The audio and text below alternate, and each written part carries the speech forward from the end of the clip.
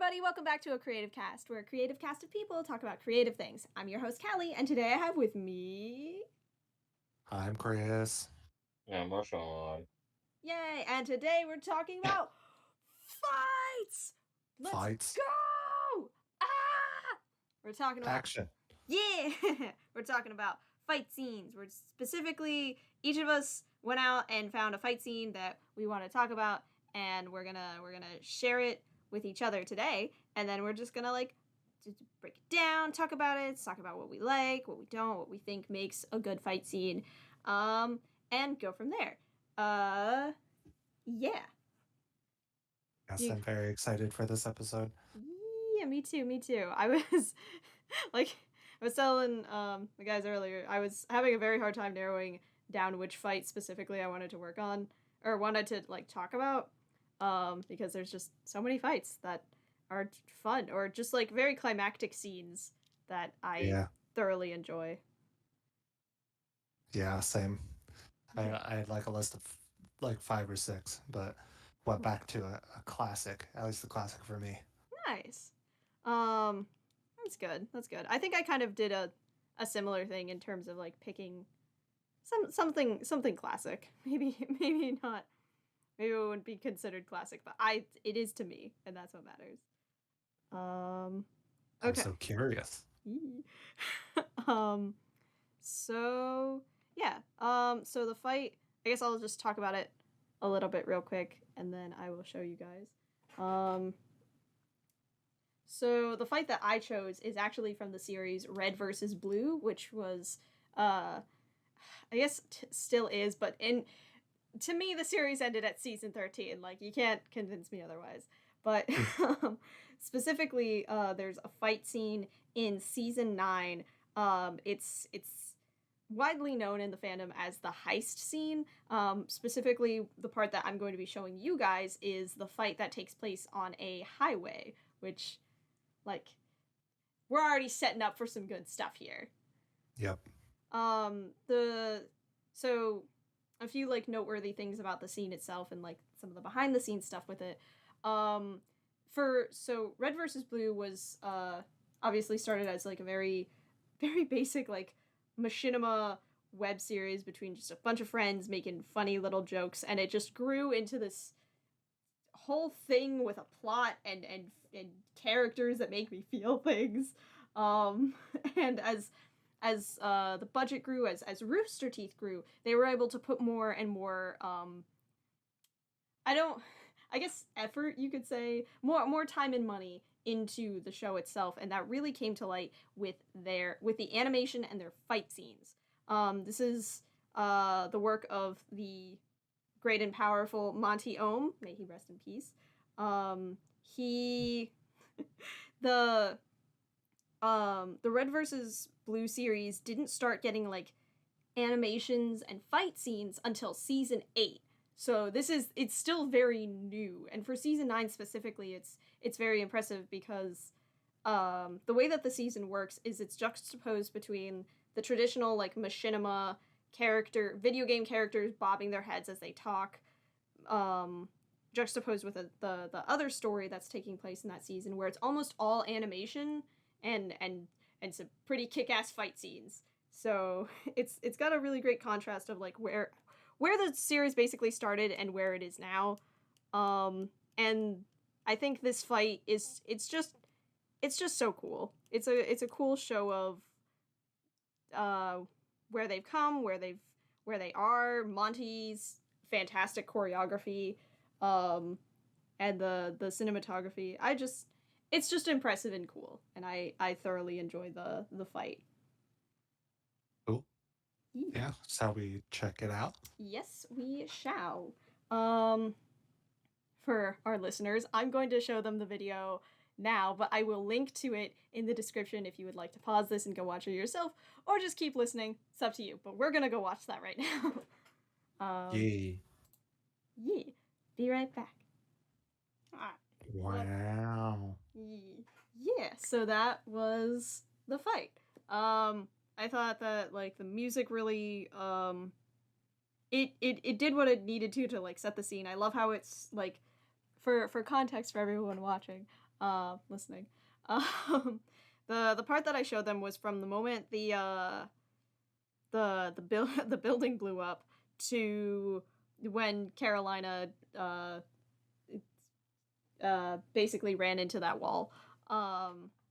And I I started there specifically because I love the fact that like when they jump off the building, it doesn't go immediately into the crazy hype music. It starts with like you said, like a xylophone, like a very light, almost like childlike music box vibes, and then it hits so hard into it goes like right into this like speed rap, and it's intense, and there's like all this stuff happening, and they're falling off a building, and they're shooting helicopters, and they're trying to get the package into the pelican, and it's like a whole thing, and it's cool. It's so cool, and it just keeps going, and we get a nice little brief reprieve right up until the highway fight where it picks up again with like the big music and the big hits and the action swings and the kicks. It's cool. It's very cool. Yeah, that was epic. I think the segment that you showed us was like less than 10 minutes, but it felt like so much happened. Right? Yeah, no, like it's yeah, it was like 9-10 minutes maybe, but yeah, like they really do, like so much happens, like the pacing is insane. Yeah. Yeah, that was cool. There was that one shot, like I guess it's during the like highway chase scene. It's just like I think it's like at least a minute of just like one long action shot, Yeah, like yeah. no camera cuts, and I really appreciated that. It was nice. Yeah, no, they for Which part were you talking about? Can we just click back and go to it? Because there's a lot of Oh stuff yeah, that happened. if you tell me a yeah. timestamp, I can, or hang on, I think I can.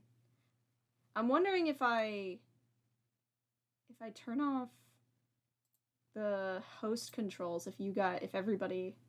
I'm clicking through the video as we speak. Okay. I can also just open it in another tab. We do have two monitors. I think we all have multiple monitors. Yeah. Right. Okay.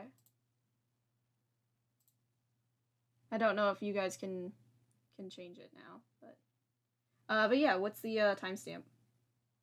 Trying to find it. I think it starts at like 9:45-ish.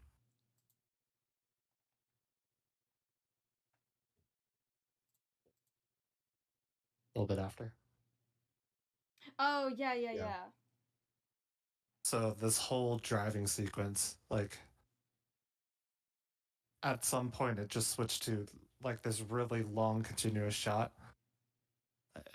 and the camera just keeps like spinning around the characters. Yeah, no. I love how like the camera basically like dances around the car, almost like the camera itself is in on the choreography.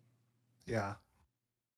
Yeah, it almost feels like a like drone footage at certain points. Yeah, it kind of does. I guess it's the strength of making a fight scene in engine.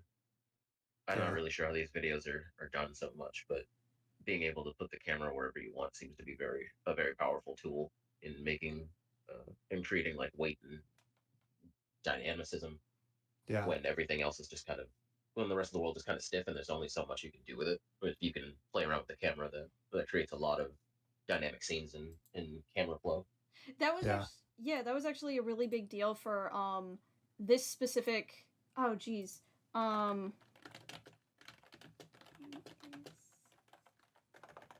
on.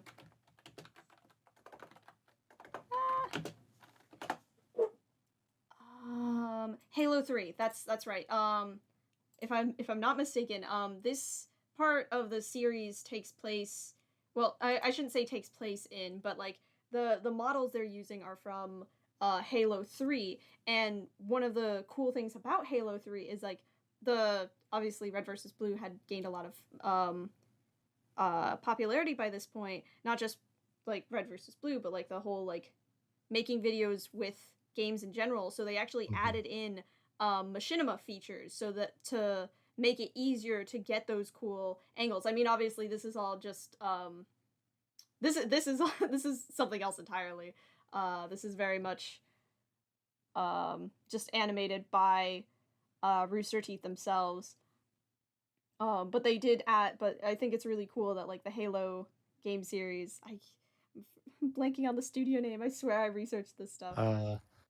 Bungie? Yeah. They had actually like inputted machinima features to make it easier to make videos from their game. Yeah, I remember that. Yeah, it's so cool. That's a throwback. Yeah. Making movies in Halo. Yeah, exactly. So like that's a lovely nod that they did.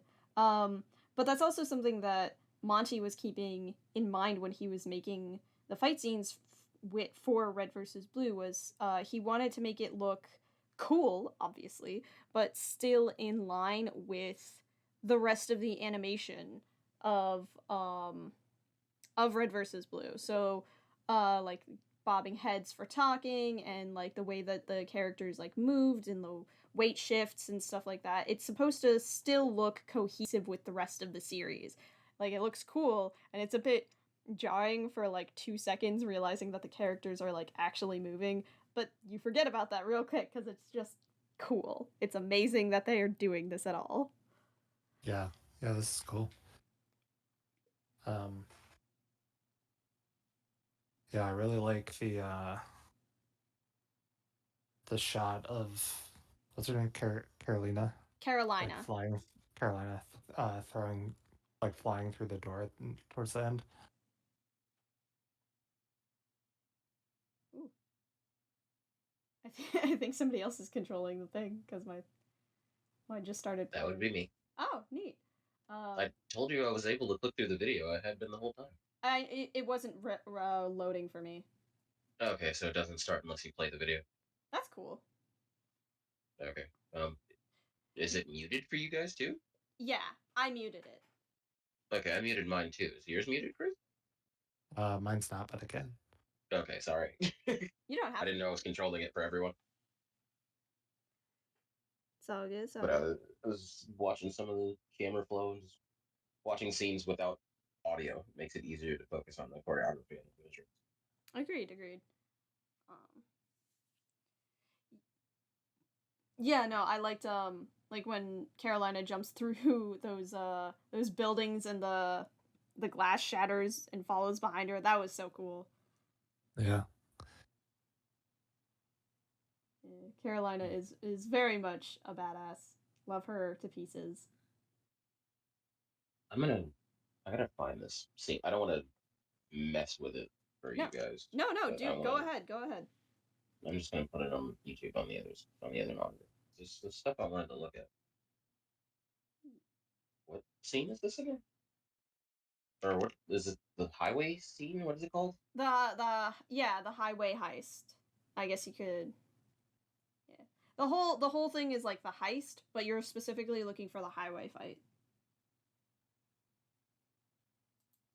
I think the fight really kicks into like hits its peak when they're fighting specifically on the on when Carolina and Maine, that's who the white guy with the big visor, when Carolina and Maine are tag teaming over the here when they get on the back of the truck here. Yeah, that was the part that I was bringing up with like the continuous camera shot. Yeah. It just like keeps going. It really does. It just goes and it goes. Yeah. Oh yeah, wow. I didn't even notice there were no cuts. Yeah. Like a lot of times with action scenes you want to like do rapid cuts because it like heightens the intensity and chaos, but like this one I feel like it just like keeps up the intensity despite being one shot. I think it's because... No, there's a balance. There has to be a balance. You really can't just clip and cut all the time in a fight scene. If you were constantly doing that, then where's the energy and the flow and the follow through of a punch? You know what I mean? Mm-hmm. in animation or in film, it's like if you just take the concept of a punch, there's a wind up, there's a follow through, there's a lot more just going through, but a lot of scenes, a lot of action scenes in Hollywood will be like, okay, well let's cut to the face and let's cut to the fist and let's cut to back here after someone's gotten punched, and it's like I didn't get a chance to really feel like anything just happened. You know what I mean? Yeah. It's just like, oh, stuff keeps happening and the camera keeps shaking. I guess things are happening, but I can't see it. I'm gonna pull up a specific part because I feel like what you're saying really ties in well to a specific. I think you're right. I think it's the way, not just like the way that the camera is moving, like the way that it's moving between the characters at an even pace, but like a quick pace to keep up the emotion. But it's also getting into some really cool angles. Specifically here, watch Maine. See that the way that the camera like angles back with him as he's reeling back this punch. He carries that weight, and you really feel it when he decks that guy in the face because it follows. It follows him all the way. You follow that fist all the way back right to his face. Like, watch this, and boom! Like, he misses, but still. Yeah, that is a really sick shot. Right? So, yeah, the big thing, like one of my notes for fight scenes is, in general, is camera angle and how important it is. Like, when you have a character and they're supposed to be like in power, like this shot right here, that character is obviously shooting Maine in the face, and so we're looking up at him because he's the power figure. Yeah, exactly. And when someone's down in a fight, you angle the camera down so you're looking down at them, and it's not even just that; it's also like scene flow direction, like left to right. mm-hmm. Like in video games, if you're doing a side scroller, you're going from left to right.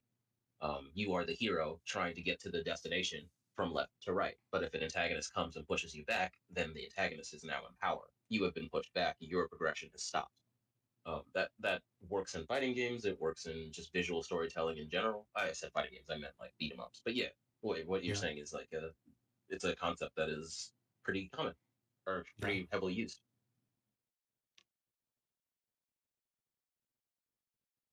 I want to say I'm not just going to sit here and talk about all the things I like about this fight, definitely, because as much as I liked that scene, that specific part that we're talking. Oh, sorry, I went back. I forgot it's not just me. No, you're good. You're good. Show us the stuff.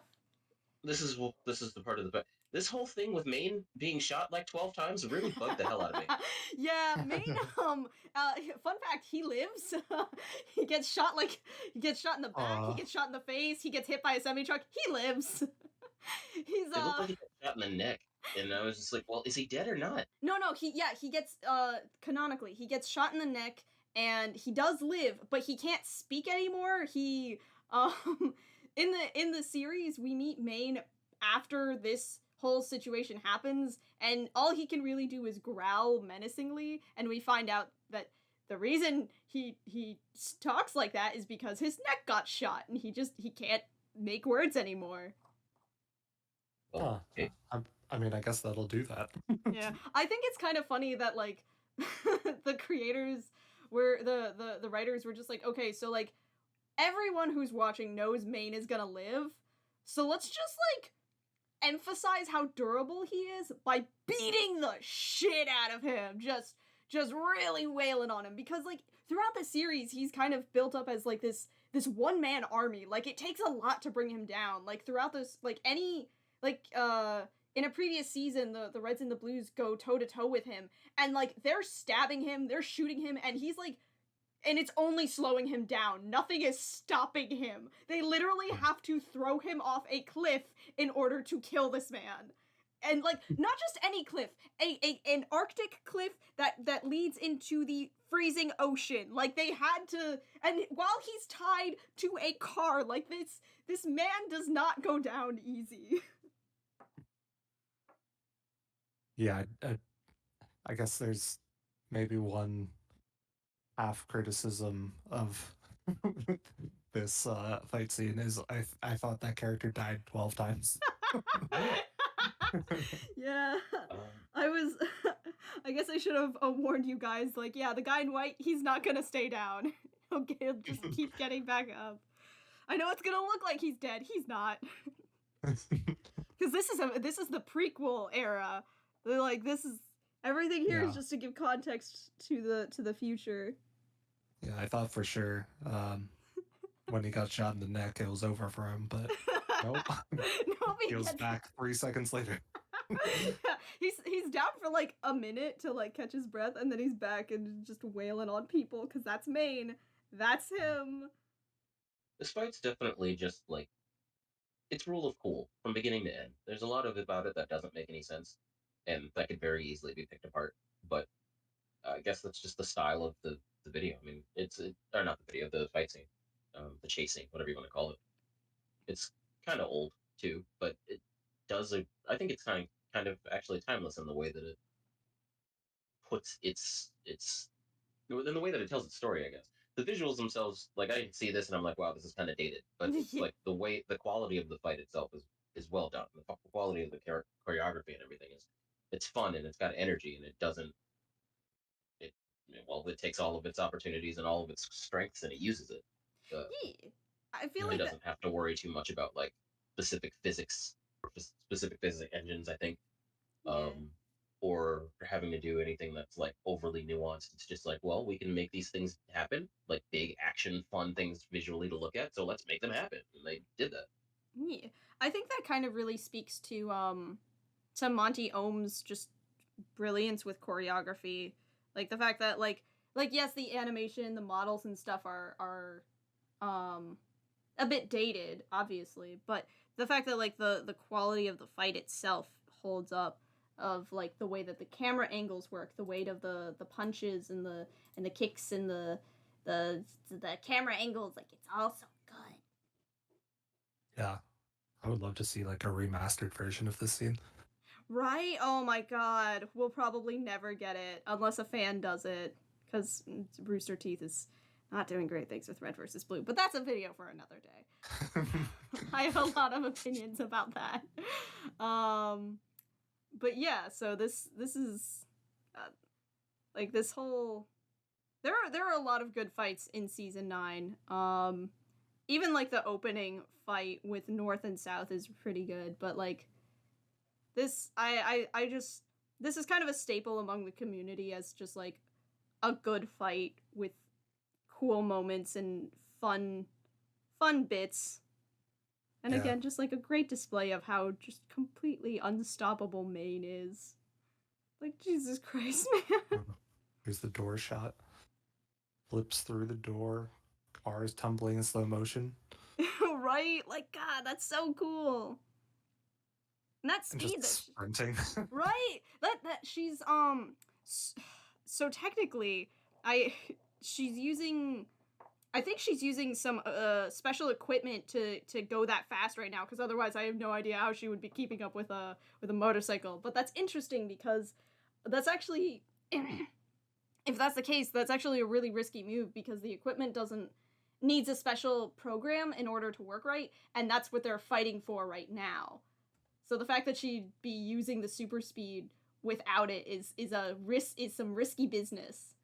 But it's also Carolina, and she's kind of badass and can handle a lot, so it wouldn't surprise me if she's just fine. Well, if the guy, I love when they get hit by the car and just goes like spinning like a top off the bridge. Yeah, no, there's some great ragdolling in this in this season, but also like in this fight. Just like the amount of people that get hit by a car and just go like spiraling, like just starfish off the side. Number one tip of fight scenes is ragdoll everything. Ragdolls all around. I feel like that also kind of helps keep up the humor, because like Red versus Blue is most widely known for being hilarious and just like the general humor that it holds. So the fact that they have those little moments even in these like great action set piece fights is pretty good.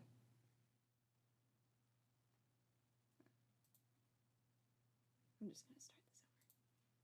Just have this continuously playing in the background. Do you want to keep breaking this down, because there's more to say about it, or do you want to just jump to the next one? Let's see. It's been 34 minutes, I guess. Yeah, it's been about that time. I don't know if I have much. I mean, obviously, like I could we could keep talking about this, but we do have 2 more fights to go over, and I don't want to hog the spotlight. So yeah, unless you guys have anything final you would like to say about this fight, we can move along. Yeah, I guess all that I have to say, which kind of already been said, is even though it's dated, it still holds up just based off of the directing and choreography and shots alone. Yeah. There's a lot of imaginative, visionary work in here. It's very fun. It's very fun to watch. It's very kinetic. It's got its things here and there that definitely rub me the wrong way, but I do like a lot about it. Yeah. Cool. It's a good time. All right. Thanks for sharing. Yeah, happy y'all liked it.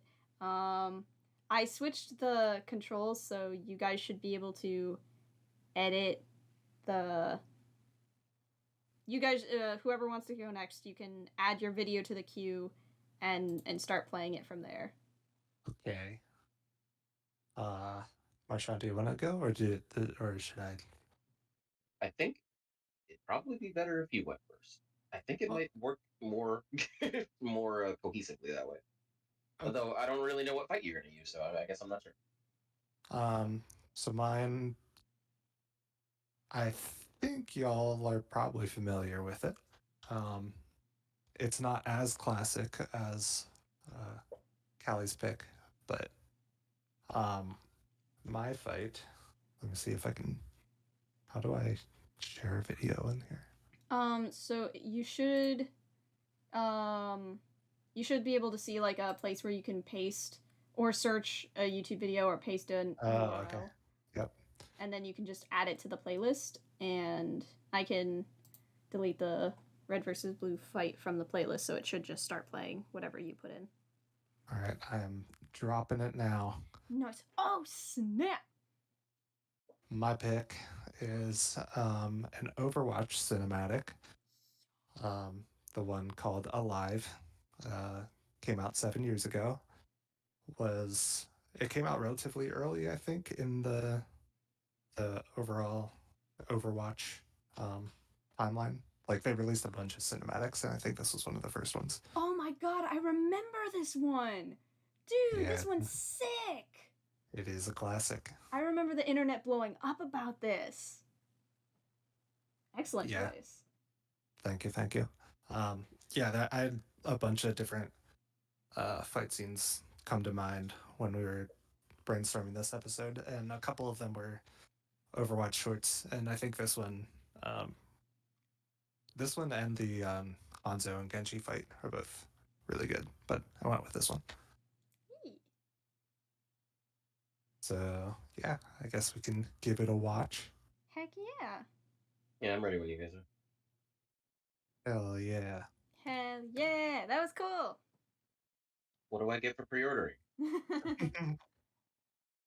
Yeah, so this was even before the game was out, I guess. Yeah, this was one of those shorts that they released a couple shorts before the game came out to like preview characters and get lore and get people excited. Yeah. By Blur Studios. Oh my god, 2016. Oh my god. Yeah, 2016. Talking about Blur. We were talking about everything Blur was doing back then. Freshman and sophomore year of college. Yeah, they killed it. Are they still making cinematics? I assume so. I don't know what their recent work looks like. Sonic 2? Ooh. Call of Duty Modern Warfare, Valorant, Revelations, Love, Death, and Robots Volume 3, Sonic 2. Oh, yeah. Warframe. Yeah, they've been working on stuff. Cool. Oh, wow, I didn't know they were doing Love, Death, and Robots stuff. Yep. League of Legends as well. League of Legends, Elder Scroll, they're doing trailers for all sorts of people. Blur Studios is still kicking it. Yeah. They were founded in 1994. I didn't even realize they've been around that long. Wow. Hey, good for them. Yeah. Blur did all of those shorts, all the characters trailers for Overwatch. All the cinematics and everything. Especially the one that was like really big was Maze or Mai or however you pronounce her name, but when she was like stuck in the in the snow fortress or whatever. That was a big one. I remember that one. Didn't that come out a little bit later? Yeah, it's much Yeah, later. I think that was when the game was released, or after the game was released. Yeah, it was like year 1, year 2, or something. Yeah. Anyway, fight scenes. Fight scenes. That was very cool. Loved, like the. Yeah, that was very cool. From like the. From the setup, the like. Okay, I just gotta say that was an insane shot she was preparing to take, like just dangling off of a roof upside down through an open window. Like, oh, yeah. Talk about a trick shot. My God, I will just never. I completely forgot that she went for something so insane, but it's Widowmaker. Yeah, she's doing 360 no scopes out here. Yeah, literally. Oh my God. Yeah, my favorite thing about the cinematic, I think it's like it comes down to the intent of it. Is just like they were trying to tell the story of these characters and kind of communicate like what they're all about, and it's subtle, but they literally show all of their like in-game abilities in this cinematic, like within the fight scene. I just think that's so cool. Yeah, that's some really great like attention to detail, but also like showcasing, because of course, like I feel like that's something that's happens a lot with games, is or I don't know if it happens that much these days, but I remember like seeing game trailers and stuff as a kid and being like, wow, that was so cool. I hope I get to do stuff like that in the game. And, sometimes you could, but most times you couldn't. They were just trying to be flashy to get you to buy the game. Not that the game itself wasn't fun, but still. So it's nice that they paid attention to something like that. That I can appreciate that very much so. Yeah. That's also a pretty big letdown. That was also a pretty big letdown for me growing up, seeing box arts and game trailers and stuff like that were not made in engine and were just like, I mean, obviously you couldn't really do that super well back then, but like the visuals of the game do not match the visuals of the media advertising it. And I like that this is actually a lot closer to what the game feels like, and I mean, even the way that her gun transforms as she's zooming in, like you said, upside down through the window, like that's also in the game, like that animation of the gun transforming slightly when she looks through the scope. Pretty cool. Yeah, and I love these like moments of like, if I'll bring the video back a second, like where they do this thing where they kind of change like the screen effect to like match what you would see in like the in-game HUD. So that's so cool. Yeah, when she's about to take the shot on the guy at the beginning, it's like you're actually the cursor is the same. through. Yeah. Yeah, I was thinking that too. Oh snap! I was wondering about that. That's really cool. That's something that lends its. Sorry, go ahead. No, I was gonna say that again. Great attention to detail. Something that lends itself super well to the Overwatch world, because I was also like super, I was super into the Overwatch, at least the art of it. But something that really lends itself super well to like these trailers and this, it's just the fact that the world is just so specifically built and so well thought out and thought through. Just the way that the characters move, the way that they speak, the way that they interact with each other, the way that the characters interact with the world, it's all like so well thought out. There's little details everywhere that kind of give things more breath, I guess, or more life. Like, yeah. You can see like the little scratches on Tracer's guns. You can see like the Union Jack, like British flag thing on their shoulder, and this is like lots of fun little details in every aspect of these cutscenes. But it feels like you're lost in this futuristic, very cartoony, very bubbly, very bouncy world, or maybe not bubbly, but very bouncy. That was the other thing I wanted to say. Like something very different about like this isn't COD, where like everyone kind of moves like a human in big heavy suits. This is Overwatch, where like our female assassin can literally jump off someone's head and then be 7 feet up in the air and then like backflip into someone else and like shoot a guy upside down on a building. Like it's kind of crazy.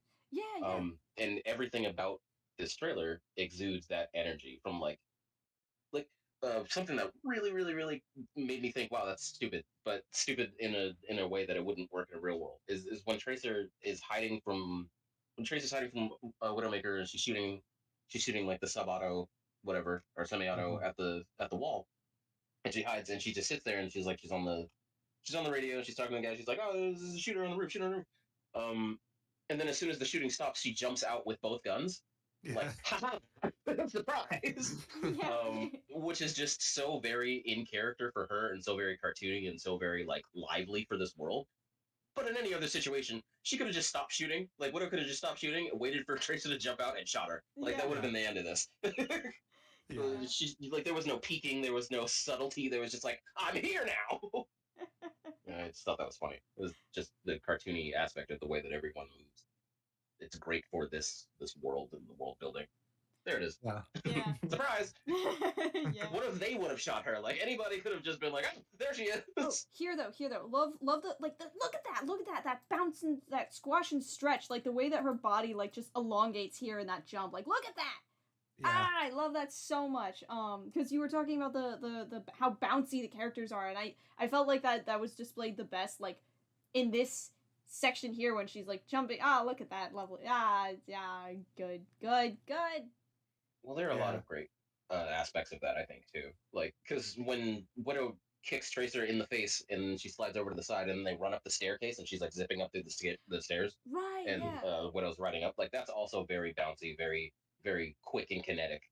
The kick in the face also happens so quickly you barely even notice it. Like she did hit her, but it's like the camera just pans over to where she's going to be as opposed to where she got hit, because this isn't really trying to show that much violence. Even though there is a gun pointed at someone's head, even though a robot gets shot, they have these subtle, fun ways of like censoring real, real like scary stuff to make the cartoony stuff work, but also to keep it grounded and kind of you feel the stakes. Yeah. Yeah. You feel the It's an stakes. interesting balance. You feel heartbroken as Tracer freaks out and cries like, "Oh God, what did you do? Why would you do that?" This is also sick. I was talking more so with movement, because that part actually just did not make me feel anything. Because Tracer's just very much an optimistic paragon type of character who's just like goodness and heroes and all the time, and it's like, all right, I get it. I gotcha. It's even funny how Widowmaker laughs at her. It's just like, this fucking just do my job. What do you mean? Why'd I do this? I did it for money. Like, I don't know. That's probably not the real answer, but you know, it's just like she did it to feel alive. you did it to feel alive, bitch. That's why I did it. Short. No, you're not wrong. But yeah, no, the weight that the characters carry as they're moving around really, I feel like really reflects the tone of the game very well. Yeah. Oh, the other thing, I talked about the Union Jack thing on Tracer's shoulder. It's the other patch that I wanted to talk about. She has a pilot's patch on the other shoulder, and she's wearing like a pilot's aviator jacket or whatever it's called. I'm not that well versed in that stuff, but yeah, her jacket is specifically one that you wear when you're flying. It's a bomber jacket. That's what it is. Yeah. Yeah, it's a bomber jacket with a pilot's patch on the right and a Union Jack on the left, I think. Yeah, that's some good character design there. Yeah, because she's a British pilot. Even though you never, ever see her fly in anything Overwatch related, she was a pilot and she still dresses like one. Yeah, part of her lore. Something I wanted to mention was part of the scene that Callie was pointing out. The movement here of Widowmaker, I just like something they do so well in this short is like this shot is so like the camera movement mirrors her character. Like it's so like long and like slinky, like smooth moving, and then as soon as Tracer is reintroduced, it gets like more fast paced again. Yeah. So it kind of like subconsciously it's like introduces different like feels. It's like, okay, Tracer's out of the picture, so it's like let's move into like Widowmaker mode cinematographically, if that's a word. I got you. I really like the way the camera like spins around her, because we were talking about camera spinning earlier. And I really like the way that they do that with Widowmaker after she takes out those two guards just before she jumps over the roof. That's another thing to talk about too, since we were talking about camera. I mean, this is a fight scene, but you don't see like a million different cuts like we were talking about before. Like I mean, those longer camera angles are camera shots rather are really important. But especially in like animation like this, which is like so heavily labored, and like everything is just so like everything has to be made so specifically, and like and I don't know too much about the 3D animation of it all. I guess Chris would know more about this than me, but like this is a lot of work. And every time there's a cut, I assume that you would have to like reset everything, put the camera in the right place, reset all of the assets and everything, make sure that everything's set properly. And every cut in a film is actually you like restarting again, putting the camera in another place, and repositioning and animating and rigging everything. I don't really know how the process works, but I know that all those cuts would take a lot of extra time in the process of making these videos or these short films, I guess, these cinematics. Yeah, you're right. Yeah, there's like shorter cuts you can kind of, I guess the one good thing about shorter cuts in like 3D animation is that you could probably get away with hiding a lot more in like the fast pacedness of it all. Like you could, in theory, be a little bit more janky with animation, but yeah, the long cuts, they're so nice. Sorry, I was gonna say that what we were just watching actually is a really good example of those fast cuts too. When the close-ups where Tracer and Widowmaker are looking at each other, and she's like, "Why'd you do this?" And then it goes to like the kicking her off, and then kicking her into the wall, and then she's falling, and then Widow's going the other direction. So there's a couple different cuts of different things happening. And in those cuts, they're kind of close-ups, so you're not really seeing a lot of the buildings, a lot of the environment. You're just kind of focused on the character and the character action. Like that was a close shot of the thread. Then the kicking into the wall, you only see part of her body. It's not like the whole shot. She slides down, Widowmaker goes up, and then there's this long shot of her like getting off the ground slowly. We cut back to behind Widowmaker, establishing shot. We're above her, and then another long shot as we dramatically leave the action scene. Things are slowing down, pace wise, and we're also like wrapping up, so we're out of here. Lots of fun stuff going on with the cinematic. Yeah, and this is only one cinematic. There's like 10 others. Right. Yeah. I was real close to doing the Hanzo and Genji one because that's a great fight as well. Yeah, no, but that also is a really good one. I remember people raving about that. I remember raving about that, seeing that and just like freaking out for a bit. Yeah, I think out of all of them, my favorite is actually the Bastion short, but there's not really much fighting in that. So I was thinking about. Yeah, I know that's your favorite. Yeah, it's just so cute, right? But also very sad. Oh, so yeah, no, literally, I was thinking about the Bastion short when, as we were talking about this. So I was just like, dang, I want to go rewatch that because that's so good. But you're right, it's not much of a fight. It's just more feelings. Yeah. Let's fighting more feelings. Environmentalism. Environmentalism in my fight scenes? No, thank you. All right. Well, is there anything you want to say about anything else you want to say more about this fight, or do you want to just boot on by? And no, that's it for me. If anyone listening has not checked out all the Overwatch cinematics, I highly recommend it. Absolutely. I'm still my feelings about like current Overwatch aside, I still really, really enjoyed those days of just like getting into the game, really like diving into the characters. Like I didn't play it as much as you guys. Again, I brought this up before. Like I like playing the game a hell of a lot, but it's just like the design of the world, the bounciness of the characters and the animations, and just like it definitely felt like a project that I wish I had been working on. You know, like when we were in art school trying to figure out what the hell we wanted to do with our work and our careers and everything, those Overwatch cinematics were a huge inspiration to like what I thought I wanted to do. You know what I mean? Yeah. As far as like character design and world building and just like creating a project that inspires a lot of fun, especially like the Overwatch's motto of just like we need more heroes in the world. I really appreciated that kind of energy too. So early Overwatch is definitely one of my favorite things ever. Yeah. Mm. Yeah, I never really got into the game itself, but I was always really into the lore. I loved when these new shorts dropped because they were always so fun and they gave so much character.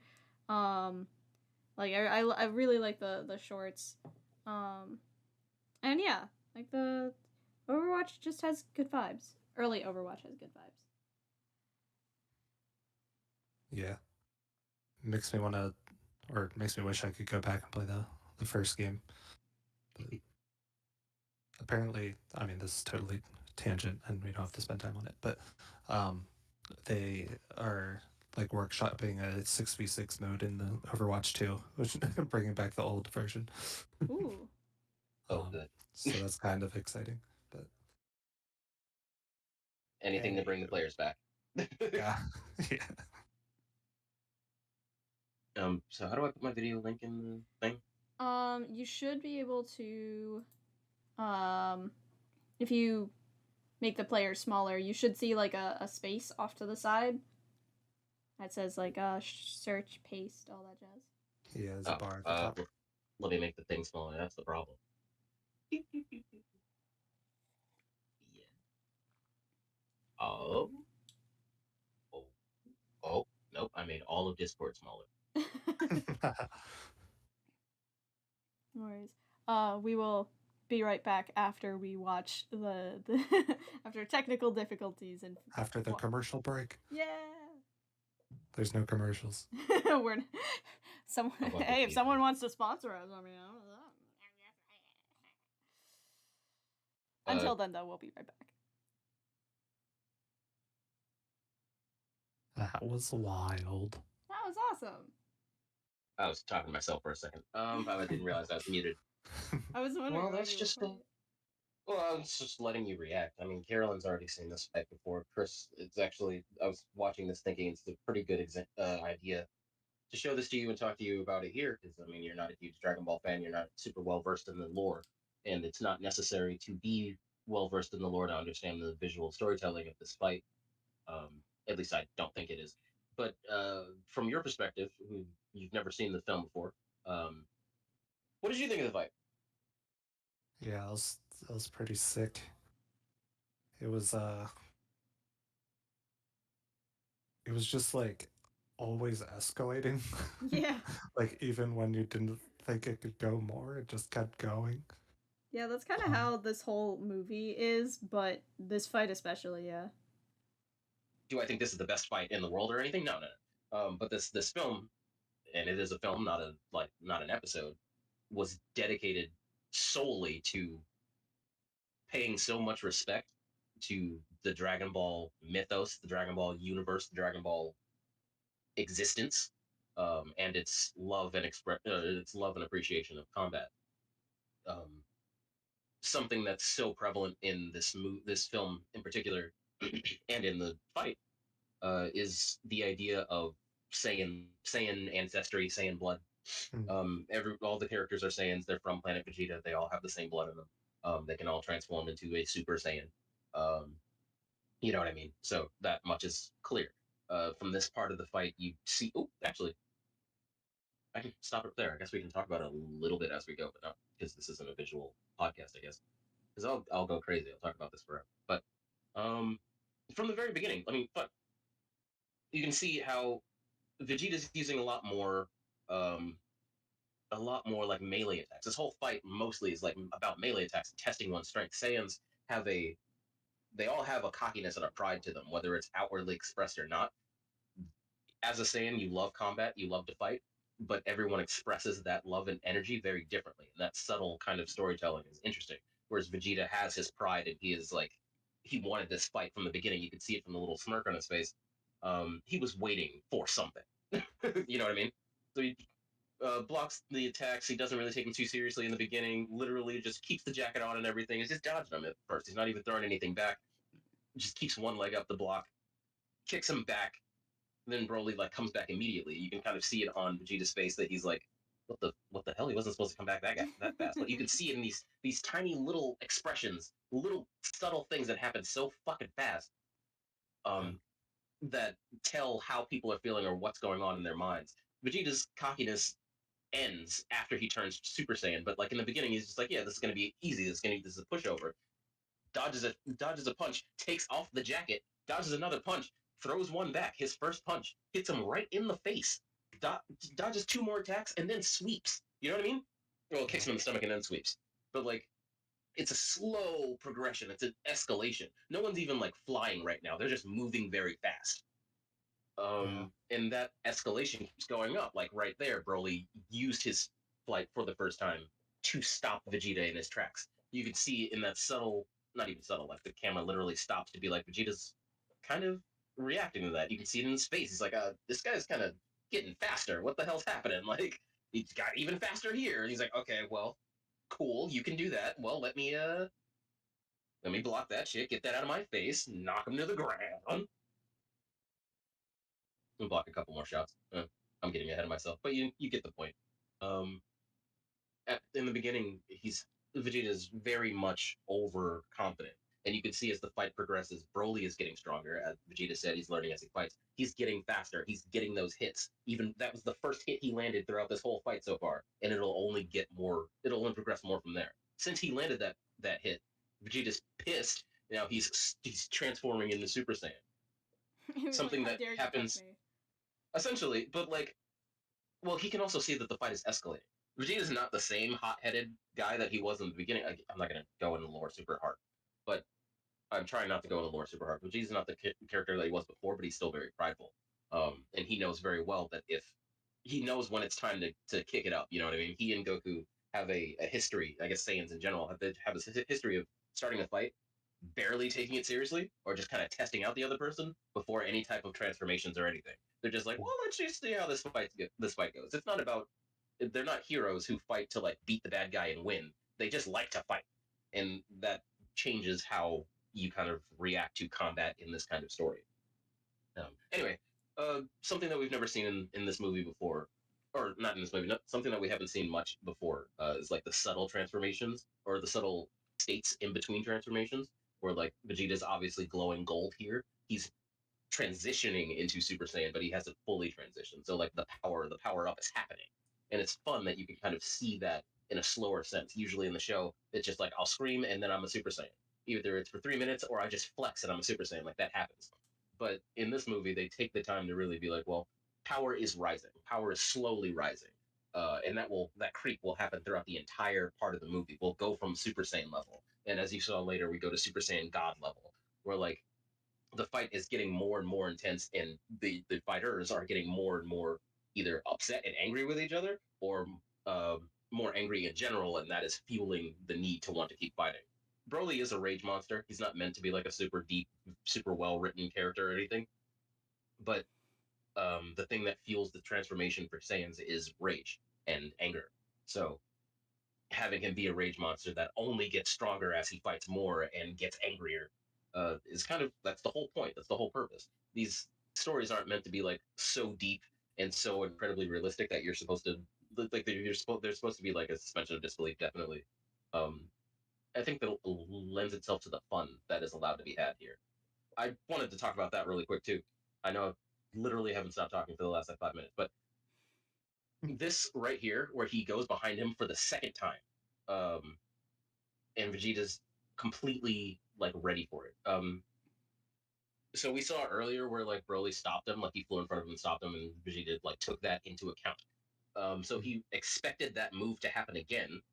So so you can see him watching him, waiting for Broly to attack. He does get to him, does the little spin move behind him, tries to get him from behind, and fuck that. No, Vegeta's like, nah, you kidding, right?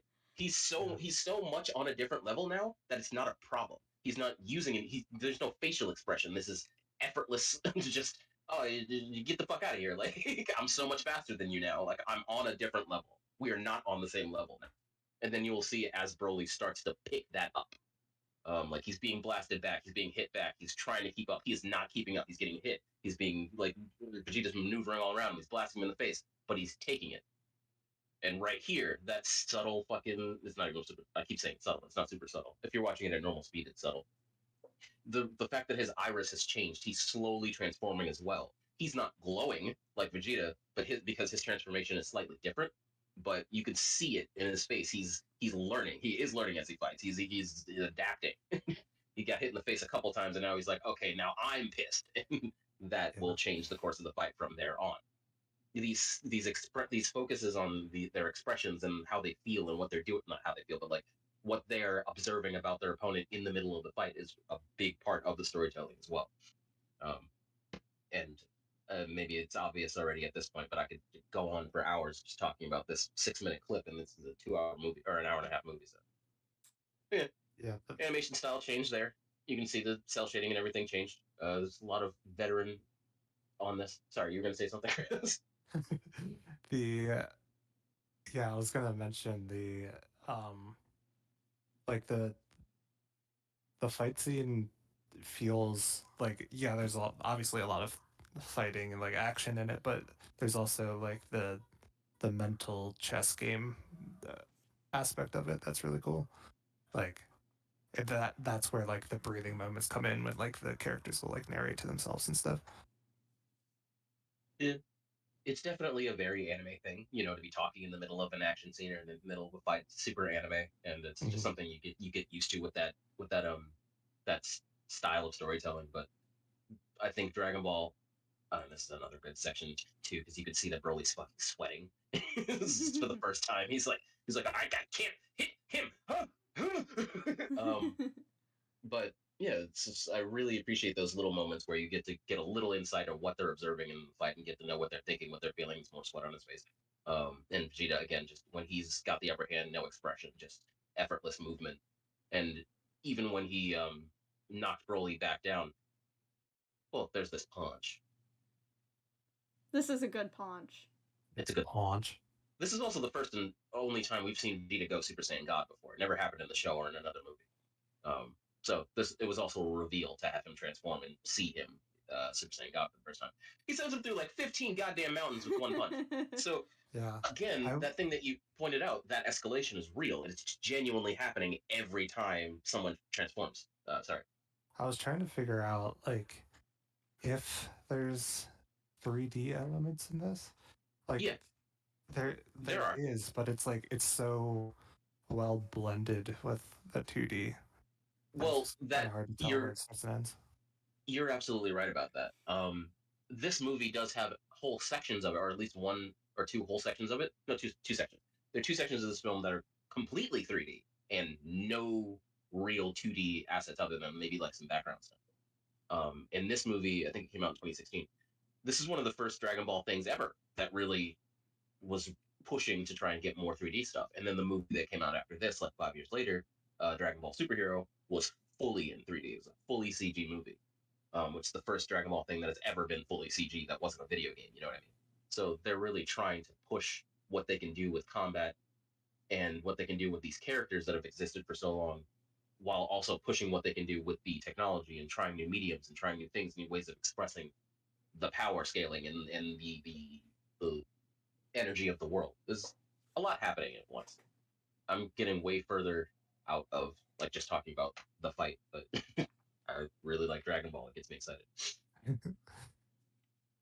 But yeah, the thing I wanted to talk about is just one. I wanted to point out that he doesn't use a blast. He uses a blast right here to like put him down, but like from even before that, when he knocked him into the mountain, it was just like air blast. It was like air ki gusts, like not even a real blast. And then he actually hits him with something and that puts him in the ocean. It's that again is like that subtlety, that holding back, not using all of my power right now, not showing you everything that I can do. That's also like it's a mental chess game for the characters, but it's also like the animators have to think these things through, these subtle bits of storytelling. What does the character show and not tell? Or what do we know about the character? What do people who've never seen this before not know about the character? What can we subtly tell them? You know, there's a lot of good storytelling going on. Yeah.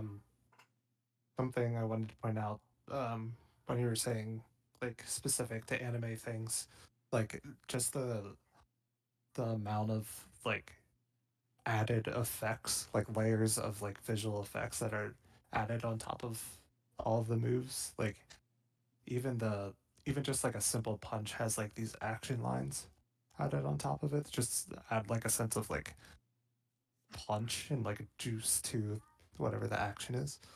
And that's not something you really see in like a lot of like 3D animation, live action. Obviously, it doesn't really do it. They do it more subtly, but um, that's something I respect about anime is just like how wild visually it can get. When it comes to 2D, effects, I think that's the perfect implication for 2D and 3D working together.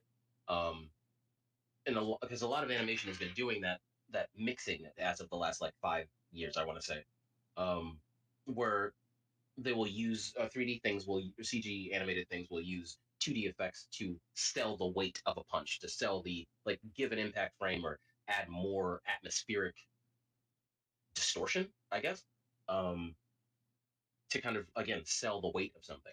I realized not too long ago, or I guess like a year or two ago at this point. I really like combat. I really like fighting in 2D media, but there's a big difference between drawing a fist or drawing someone reeling back to throw a punch and drawing someone actually throwing the punch and then drawing someone throwing a believable punch.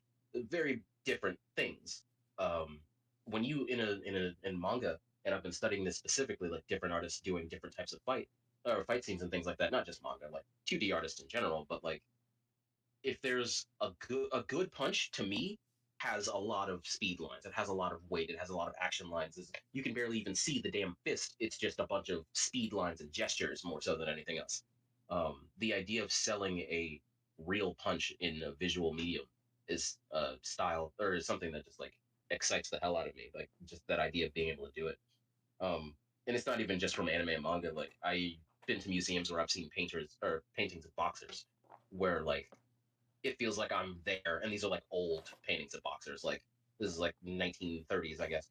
Um, Maybe I don't know. I don't have a specific date or anything, but like these old paintings of people who are like there ringside painting these old timey boxers, and the way that they paint the musculature of these men, the way that they express like the crowd cheering, and all of this, like none of it is like so specifically tightly drawn. It's all like motion, and it's all like blending various concepts and ideas together. This impressionistic example of what a punch feels like, or what a clash between two titans in this image feels like.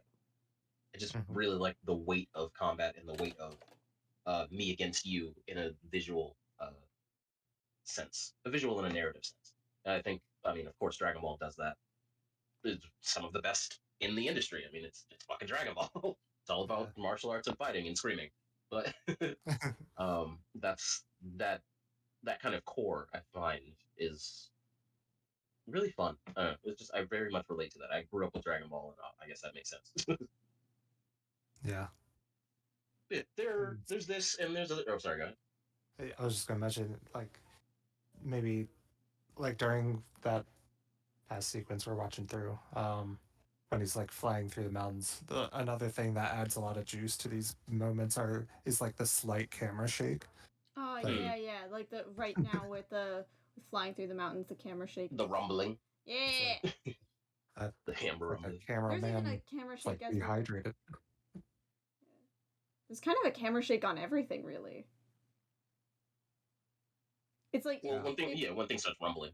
Yeah, I like it.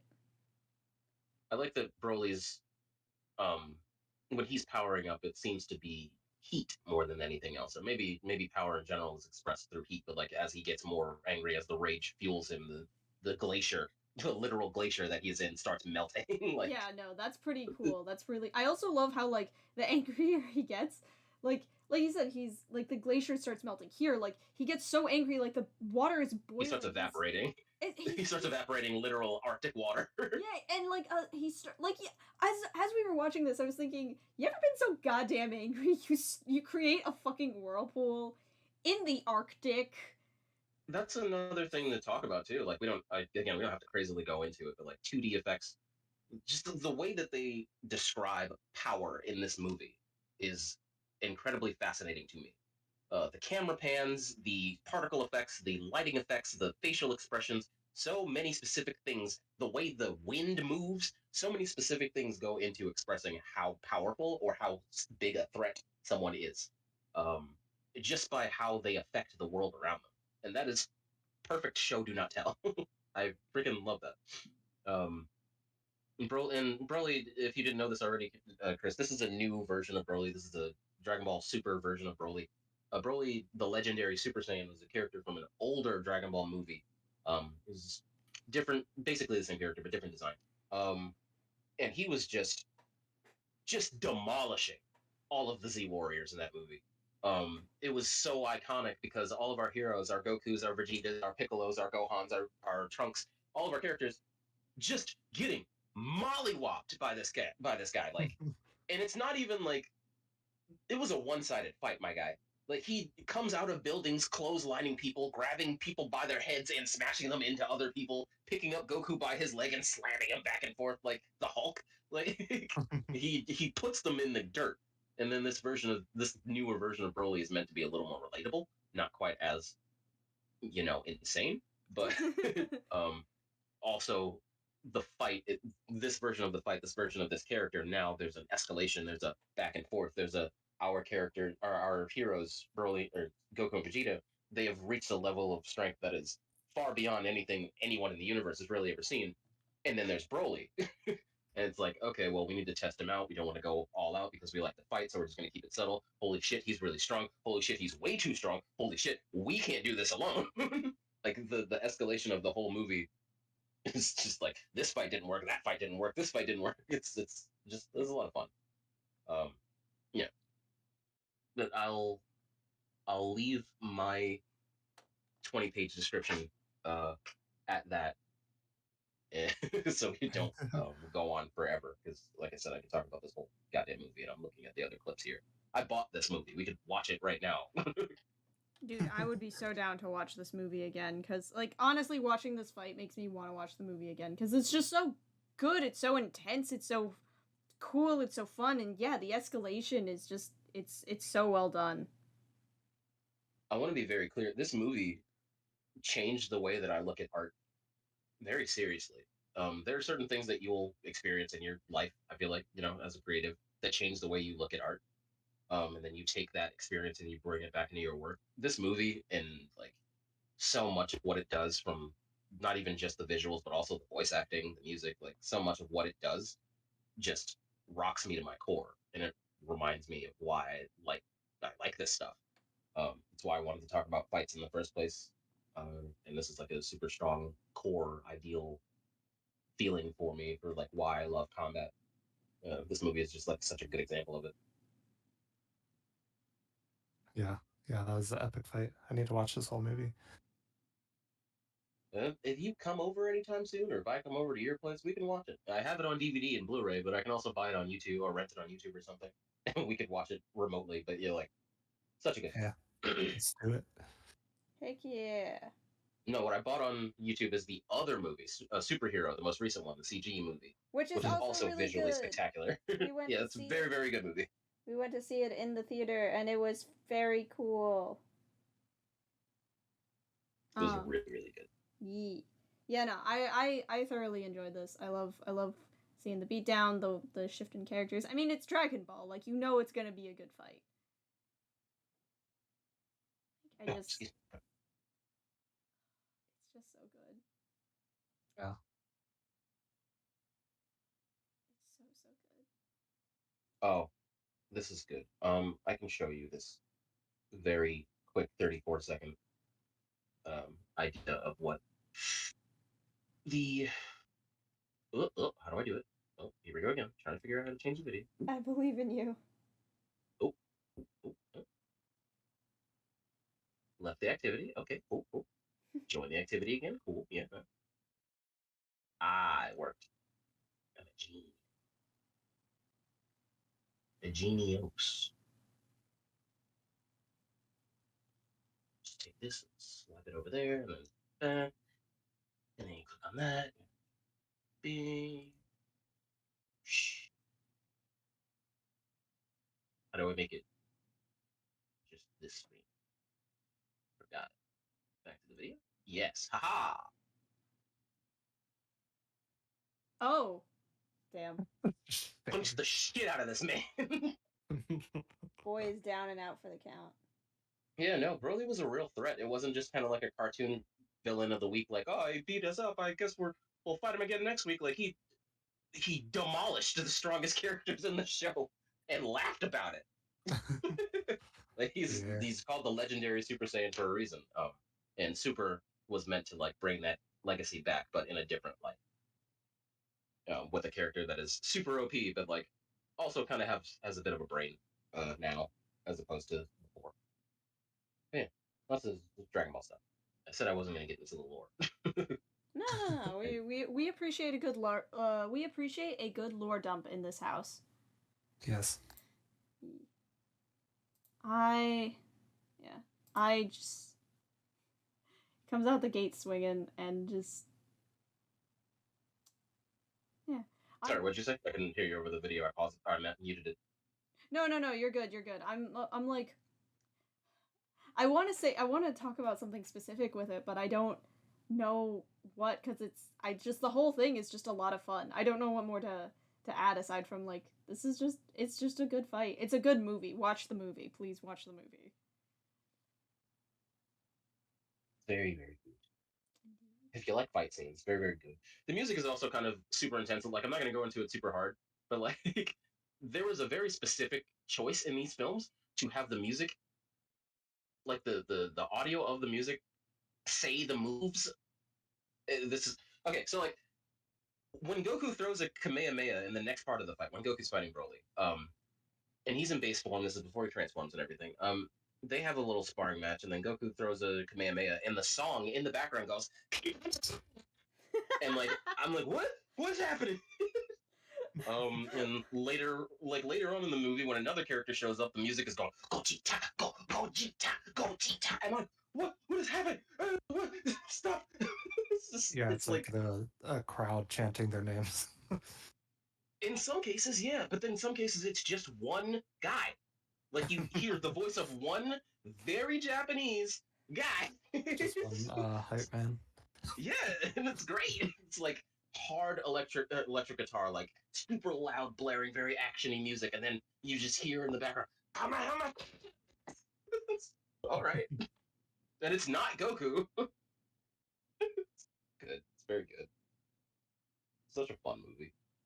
Heck yeah, we love a good, like, rule of cool just for fun. Good, cool movie. Yeah. We stand that kind of content in this house. Yeah. Yeah. Obviously, other clips and stuff I can show you, but you should just watch it, talk about it. I'm pretty much done. I'm hopping off my soapbox now. Yeah, well, I appreciate you sharing because that was very cool. Yeah, thanks for lathering me in your soap. It smells nice. What? Oh, soapbox. Oh god, that I was very confused. I was just like, what is happening? I can come up with a better soapbox reference. No, that was perfect. Never changed, Chris. My abstract dad jokes are always here. We love a good abstract dad joke. Well, with that being said, is there any other notes on fight scene? I think I covered everything that I had. Here's another thing we could have talked about. Or we could talk about. There's the thing about fast cuts. You were talking about cuts earlier with other stuff, and I guess it would make sense to bring it into this. This is 2D, obviously, for the most part. We already talked about that. Red versus Blue is 3D, obviously, in engine, and the Blur trailer was also 3D. But this is primarily Dragon Ball is primarily 2D, obviously. So they can do a lot of fast cuts a lot more often, and it's not as, I guess, demanding or like on the workload to do them. And that allows us to do like hard close-ups and different angles of characters like this that don't need to be spinning camera angles. But I guess I could ask you guys, how do you feel about this fight in particular not having those? Like, this fight didn't have any of those spinning camera angles, really. It had some longer shots of, like, obviously there's no real physical camera, it's 2D animated, but obviously there were longer shots of just like seeing the landscape and then seeing the fight as it escalates from one area of the battleground to the other. But there aren't so many like camera sweeping shots going around the figure, like going through everything and swiping through cars and stuff. It's really just a lot of 2D cuts, and I wonder how that affected your viewing of the fight as opposed to the other ones. Um, for me personally, I don't think it's. I mean, like, I didn't feel like I was missing anything with this fight because it just delivered so much on like the combat and the visual spectacles and the effects and the intensity of it. So like I really don't feel like I was missing that. And I feel like the cuts themselves really worked with the fast paced like hand to hand combat that they were dealing out with each other. Um. Uh. Hmm. Would it have been cool? I mean, sure, but again, like I feel like those kind of cuts are definitely very cool, especially when it is pulled off with 2D animation. But I guess it's kind of like a treat to me. It's something that I don't feel like I'm missing, but I'm happy to have. Yeah, of course, because like obviously there were never really too many swinging shots in 2D animation before. Right. It's just, I guess I only bring it up because now we have, in this day and age, we can switch. We can enjoy a lot of 3D animation from a lot of different places. I mean, we can talk about Arcane. We can talk about, geez, I guess we could talk about Red versus Blue again, because that's also technically 3D animation. But there's also like a million different examples of how 2D animation can be done. Oh, Spider-Verse is another good example of 3D animation. Mm-hmm. Indeed. A 3D animation that uses like a shit ton of 2D assets as well to kind of enhance various things that they do, as well as things like changing frame rates and stuff like that to create more stylized visuals. A really great comparison that we could do is Ruby, the original opening fight, where the "Are you robbing me?" fight. Oh yeah, I remember, because there's like two versions of the fight. Yeah, like there's the original 3D animated version that came out years ago, but recently they reanimated it in 2D. Like they got professionals, and it's cool. It's like both versions are cool. I only watched the new fight once or twice. I'd have to see it again to like really break it down. But that would be like a great direct comparison because it's literally that fight. And they do both fights. They handle the camera angles and the pacing and the cuts differently. But they're both fun from what I remember. That's cool. Maybe we should break that one down at some point. Just look at fights. Chris, come on down. You bring Ben, and we'll just watch a bunch of fights. Yeah, have a little fight club, if you will. I would very much be down to do another episode of this. Maybe next time I can like screen record so we can actually like clip through everything with everybody, because as I don't know. Maybe instead of that being like a podcast, that can just be a video or something, just to add a visual element to it, because we really got into some of the breakdowns hardcore with these, which I liked. I liked that we were getting so into it, but I want to make sure that our audience can also enjoy whatever we're talking about just as well.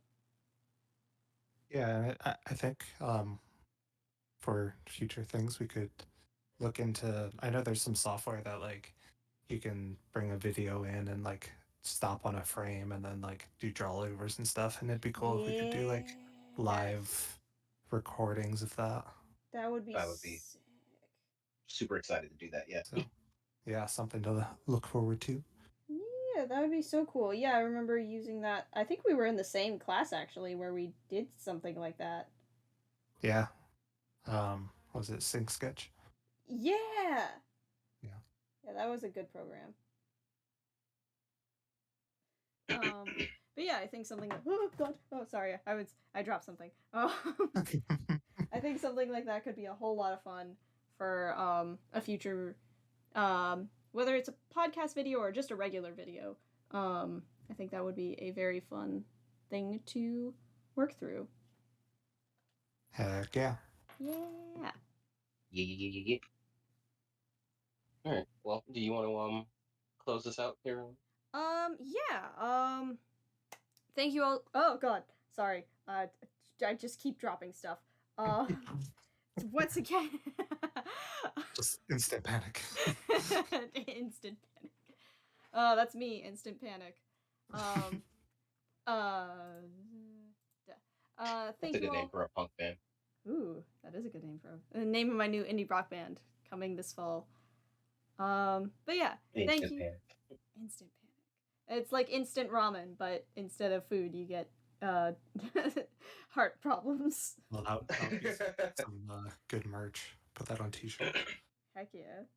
But yeah, so thank you all so much for joining us. I hope you enjoyed this video. I'm excited to do more stuff like this in the future. If you tell us about your favorite fight in whatever movie, media, if it's a comic, tell us about it. I'd love to see what you guys like. Go fight somebody. Yeah, no. Chris does not speak for a creative cast. Do not. Well, God, I'm choking. Oh, I'm not joking. Hey, go fight somebody. No. All right, that's 2 out of 3. No. Just fight. If you're gonna fight someone, do it in a fighting game. How's that?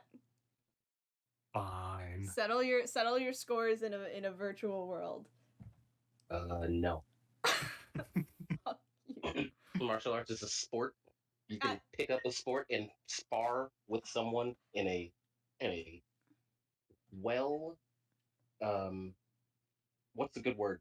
in a well documented area. not what I wanted to say, but you know what I mean. Safe environment. Sure, yeah, a safe environment where you're supposed to do that kind of thing, with gloves and safety equipment. Okay, fine. Fight responsibly. That's better. Please fight responsibly. Please fight responsibly. But fight. But fight nonetheless. Go fight. Go fight for your right to party. Thanks again for joining us. We'll catch you next time. Bye. Bye. Bye. Punch someone. No.